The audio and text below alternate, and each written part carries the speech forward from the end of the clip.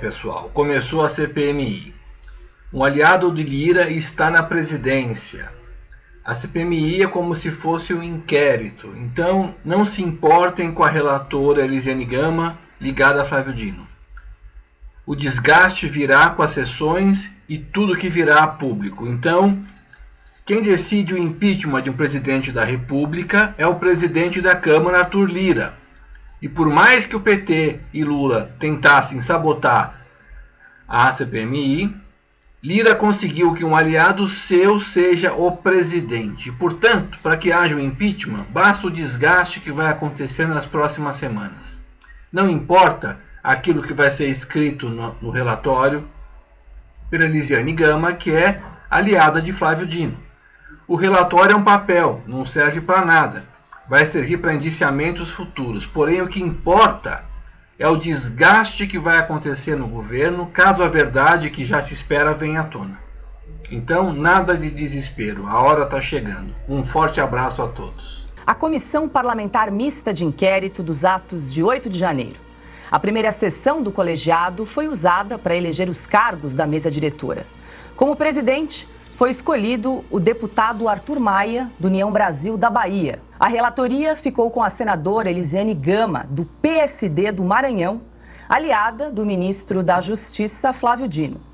A senadora não descarta convocar o ex-presidente Jair Bolsonaro para falar ao colegiado. O senador Cid Gomes será o primeiro vice-presidente e o senador Magno Malta, o segundo vice-presidente.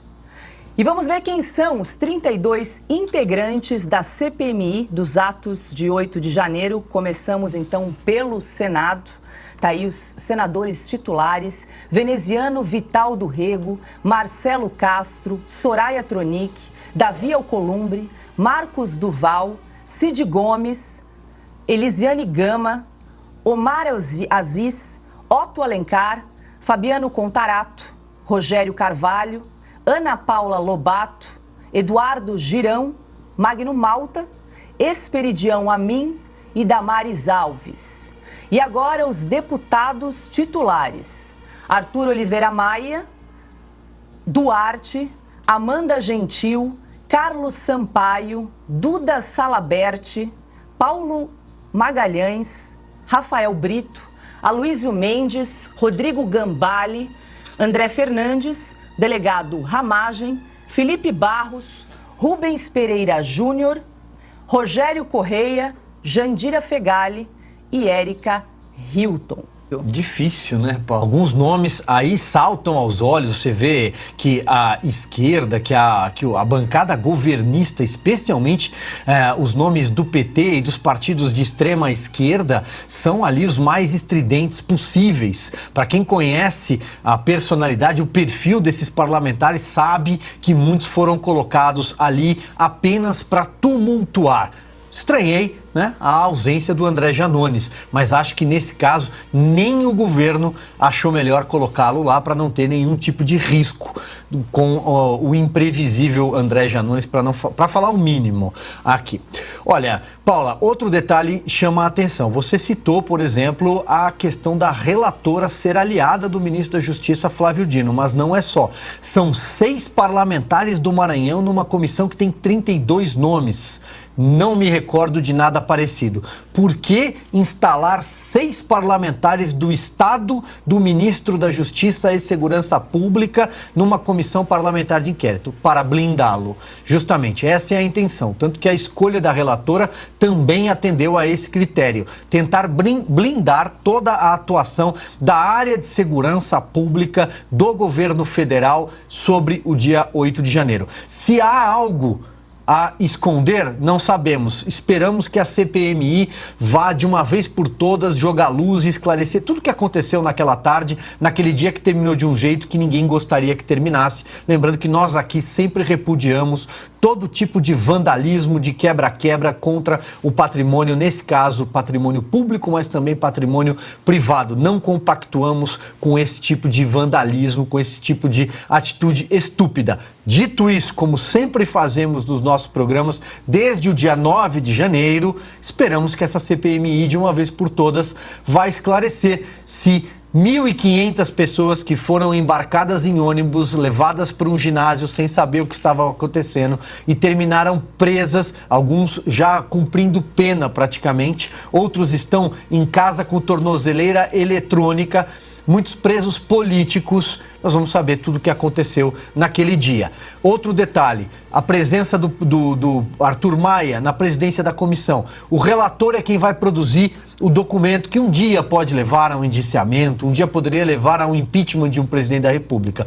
Mas a figura do presidente ser aliado do Arthur Lira é pouco, mas alguma coisa a gente já pode citar. Acho, Paula, que a oposição tem aí uma grande chance de jogar luz para encerrar nesse dia tão escuro para o Brasil, para a nossa democracia. No lado do Senado, é quase uma reprise daquela CPI circense da Coreia. Todas as figurinhas quase estão ali, né? O Otto Alencar, o Omar Aziz e companhia. Então, no comando, né, na relatoria de alguém aliado ao Lira, vai lá, fica sempre na dúvida o que esperar.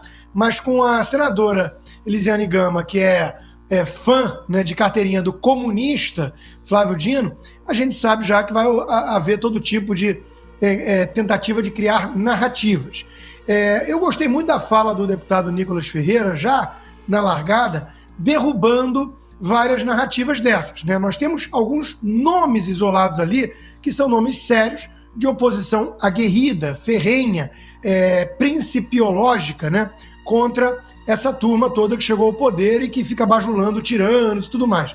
Então a gente vai ter que contar com a ação independente, isolada desses nomes. Alguns poucos senadores, mais alguns deputados, e eles vão ter que derrubar essas narrativas todas e convocar as pessoas certas, tentar jogar luz sobre aquilo. Queremos entender como é que se criou no Brasil o conceito de culpa coletiva, culpa por associação, prende todo mundo, depois vê o que aconteceu, fora coisas muito suspeitas e estranhas que aconteceram ali e que a esquerda no poder, que rotulou isso tudo de atentado terrorista, sem precedentes, o mais grave contra a democracia, fez de tudo para impedir a investigação. Então agora a gente conta com essas vozes isoladas, com alguns deputados, alguns senadores independentes, corajosos, para poder tentar derrubar narrativas, pautar as investigações e convocar as pessoas certas para lançar alguma luz sobre aquele episódio tão esquisito e que serviu de pretexto para que a turma do sistema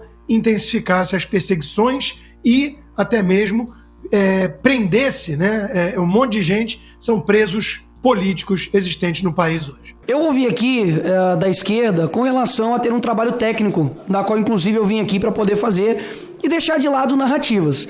Contudo, nesse pouco tempo aqui de CPMI já foram levantados 5. O primeiro com relação às pessoas que estavam na porta do quartel, as colocando como se fossem terroristas, baderneiros, sendo que isso não é historicamente da direita.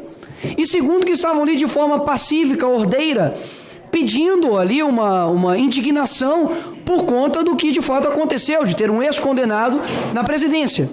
Agora, é algo bastante diferente do que aconteceu dos 580 dias que os petistas ficaram em frente à Polícia Federal.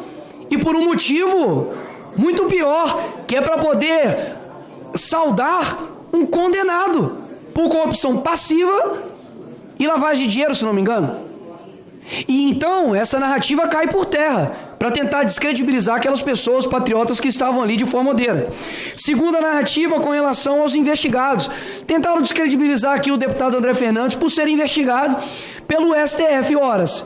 Nós sabemos que hoje não há conhecimento jurídico, há relacionamento jurídico.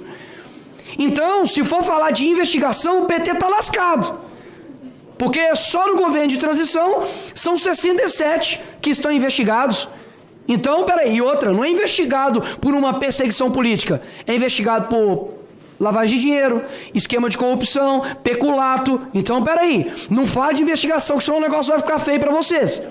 A terceira narrativa, de que os eleitores do dia 8, de alguns deputados, estavam nos atos do dia 8, dizendo que se tem eleitor lá, aqui o deputado não pode nem estar aqui, e inclusive deve ser condenado. Se for levar essa mesma narrativa, presidente, o PT também está lascado. Porque se for considerar os crimes que o PT cometeu, o Lula é o primeiro, então, a ser condenado novamente. Porque se o político responde pelo crime do seu eleitor, então realmente a coisa fica complicada. Agora, a gente precisa levantar aqui uma outra narrativa, que é com relação aos terroristas.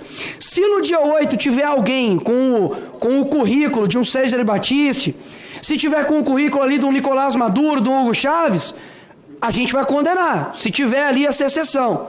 Mas muitos inocentes ali não têm o currículo, ou se não, né, porque o Lula não tem currículo, o ditador não tem currículo, tem ficha criminal. Tiver a ficha criminal dessas pessoas, a gente vai condenar. A gente não vai fazer igual o Lula que vai virar amigo. Para concluir, presidente, porque vai finalizar meu tempo. A gente não vai se tornar amigo. Então eu quero deixar aqui bem claro que foram vocês que levantaram somente 5 narrativas no primeiro dia de CPMI.